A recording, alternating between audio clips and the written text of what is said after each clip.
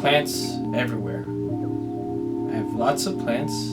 It's almost like I'm living in a jungle. And if anyone has noticed, I even have plants in my studio. Art could be found in nature itself. And because of that, my fiancee has lots of plants all over the place. And with those plants, she has also a lot of pots. And then once in a while, she gets these pots that are very fancy looking. And for today's video, I am going to actually touch up a pot. Particularly this pot here. My name is Charles. I go by Bob. I am not your typical painter. And today I'm not going to be talking about actual oil painting like this painting I've been working on my previous videos. Today I'm going to talk about mixing color and trying to get a color as accurate as possible. And that is for the purpose of this pot. She handed me this pot and it has like imperfections. She asked me if I could mix some colors as close as possible so I could hide those imperfections.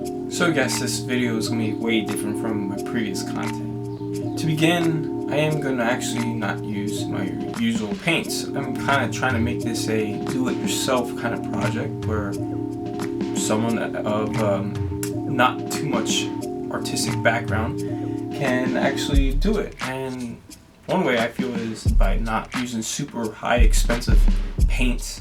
And it's not because I'm trying to be cheap. I have lots of paints I can spare using a small dab of my actual oils I use to do the pot. But there's other people who might not have access to all these paints. So one way I recommend is if you live near a Ross or a Marshall's, and you'll be surprised what you'll find in their art section. I have a stash of actual paints. I believe it's this cabinet right here. I have my usual paints, but I also have this, which is something I only paid $5 for, and it comes with 10 oil paints. I have a feeling I will be able to create what I need with this. Okay, so let's open this up. Actually, I bought this quite a long time ago, and today is actually the first time I'm going to open it. So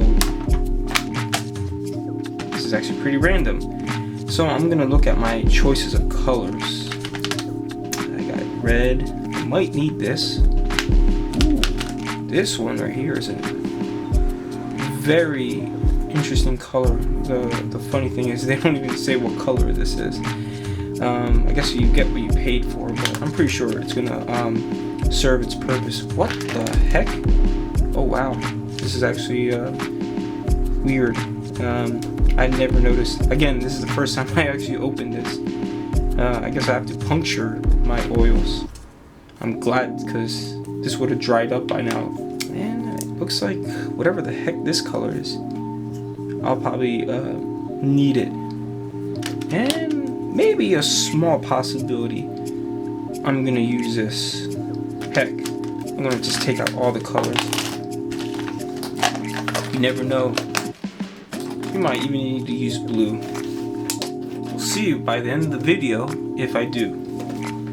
Besides the color, the other thing I'm gonna try to match the distinct striations on this pot.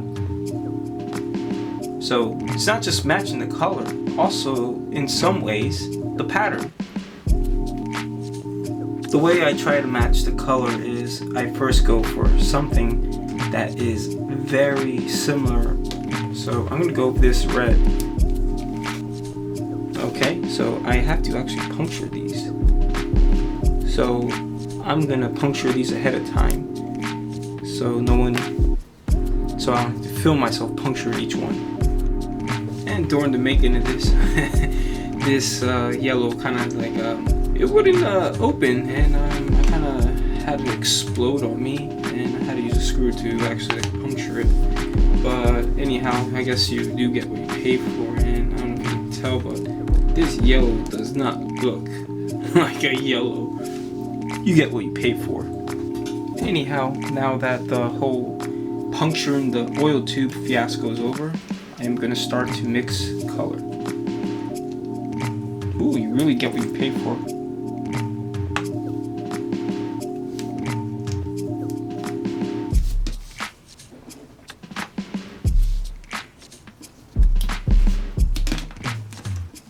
I got this, what appears to be a red out first, and then also a earth tone.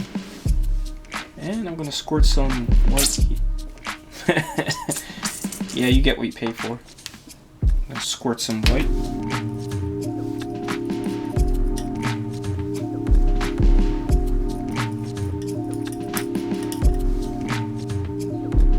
Actually, this looks pretty good. So I'm gonna, I guess, use up the rest of this and try to get what I need.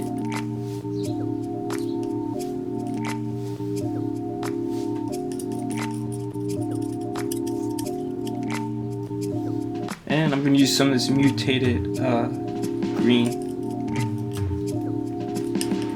It's really supposed to be yellow, but I'm going to call it green.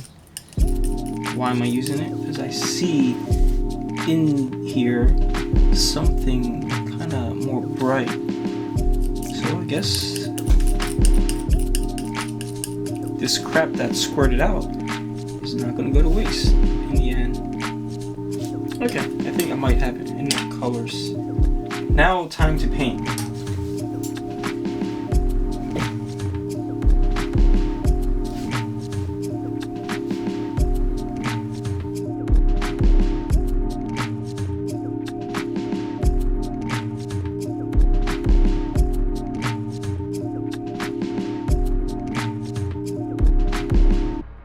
I want to apologize that I did not film the actual mixing correctly or the painting. I do want to point out that as I'm painting the pot, I'm grabbing the different colors I mixed earlier and trying to go along with the pattern of the pot. So the brush strokes that I'm using are pretty much side to side. And not just that, I'm trying to also spread the color into the rest of the pot that isn't actually missing paint. That way there's a feathery blend, and it is in the end a nice transition from one color to the other where it's less noticeable. Anyway, I think this wraps it up. I wasn't going for a super perfection job, but I believe that mission accomplished. I used very cheap oil paint to kind of match the pattern. From the time lapse, I keep using brush strokes and try to spread the paint into more than just the area where the paint is missing. That way it kind of blends better.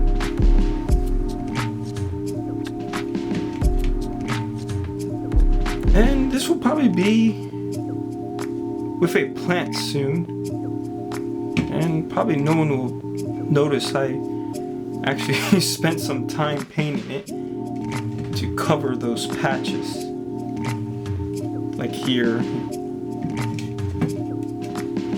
or here. And this is a simple task that just about anyone can do. And yes, the paint sucked, but it got the job done. And if you made it to the very end, thank you for watching. Again, my name is Charlambos. I go by Bob. I am not your typical painter. Also, check out my Instagram for still photos of my work.